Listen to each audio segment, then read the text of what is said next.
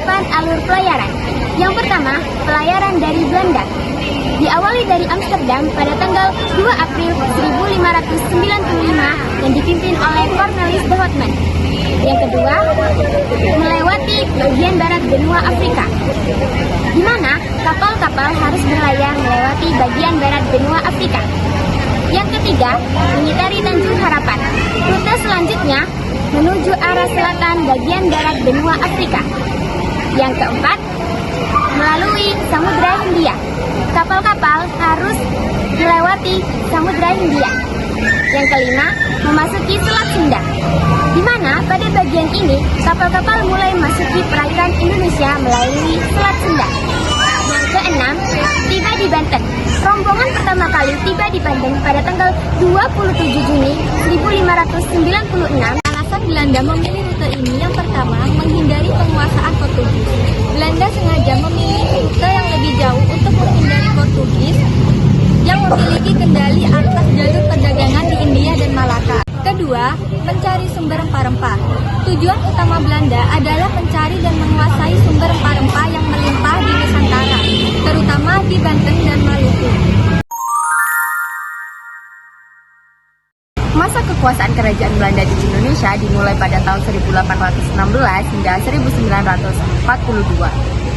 Yang pertama, kebijakan tanam paksa atau Kulturstijl pada tahun 1830 hingga tahun 1870. Latar belakang terjadinya Kulturstijl ini dikarenakan pemerintahan Belanda ingin menutupi kerugian Belanda yang cukup besar. Ada beberapa aturan-aturan pokok yang dibuat Belanda. Pertama, petani wajib menyetorkan 20% dari lahan mereka untuk ditanami tanaman ekspor seperti teh, tembakau, nila, dan lain sebagainya. Yang kedua, tanaman harus disetor kepada kolonial, tidak untuk diperjualbebaskan. Kebijakan pintu terbuka tahun 1870 hingga tahun 1900. Latar belakang. Yang pertama, kritik keras terhadap tanam paksa karena menyebabkan penderitaan pada rakyat. Yang kedua, tekanan dari kaum liberal Belanda agar swasta diberi peluang untuk berusaha di Hindia Belanda. Dampak negatif dari penjajahan Belanda yaitu yang pertama, eksploitasi ekonomi, yaitu rakyat dipaksa tanam paksa dan kerja rodi, dan hasil bumi diambil oleh Belanda. Yang kedua, kemiskinan dan kelaparan. Kesejahteraan merosot dan rakyat Indonesia menderita. Yang ketiga, penindasan sosial dan politik, yaitu rakyat tidak punya kebebasan dan perlawanan ditekan. Yang keempat, kesenjangan sosial, yaitu stratifikasi tajam dan pribumi dianggap kelas paling rendah. Dan yang kelima, hilangnya kedaulatan, yaitu kerajaan Nusantara kehilangan kekuasaan, budaya politik lokal melemah karena tunduk pada Belanda. Dampak positif penjajahan Belanda di Indonesia menjadi 4, yaitu dengan lain: 1. Pendidikan modern. Belanda mendirikan sekolah yang melahirkan tokoh-tokoh pergerakan seperti Soekarno, Hatta, dan Kartini. 2. Infrastruktur. Pembangunan jalan, rel kereta api, pelabuhan, dan irigasi yang bermanfaat bagi masyarakat Indonesia. 3. Sistem administrasi dan hukum. Pengenalan sistem hukum barat dan administrasi pemerintahan yang menjadi cikal bakal sistem pemerintahan modern Indonesia. 4. Pergerakan nasional.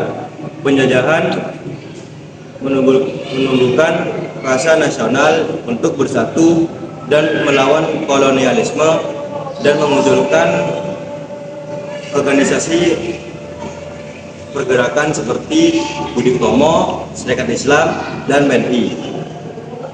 Dampak-dampak positif ini menjadi warisan penting bagi Indonesia, meskipun memiliki dampak negatif.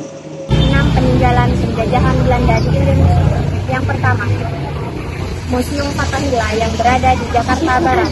Yang kedua, Jalan Anyar Panjaitan yang berada di ujung barat hingga ujung timur Pulau Jawa sepanjang 1000 km. Yang ketiga, Istana Merdeka yang berada di Jalan Medan Merdeka Utara, Jakarta Pusat. Yang keempat, Lawang Sewu, bangunan peninggalan Belanda yang berada di Semarang. Yang kelima, Benteng Belgika yang berada di jalan Berikut beberapa tokoh pelayaran Belanda yang penting. Yang pertama ada Cornelis Hoffmann, yaitu pelaut dan pedagang yang memimpin ekspedisi pertama pada tahun 1500. Yang kedua ada William Barents, yaitu navigator dan kartografer yang mencarikan rute ke timur melalui jalur kutub utara. Yang ketiga ada Abel Tasman, salah satu penjelajah Belanda terkenal yang berjasa dalam penemuan benua Australia dan Selandia Baru. Yang keempat ada Jacob Roggeveen, yaitu tokoh lain yang juga terkenal dalam penjelajahan benua Belanda.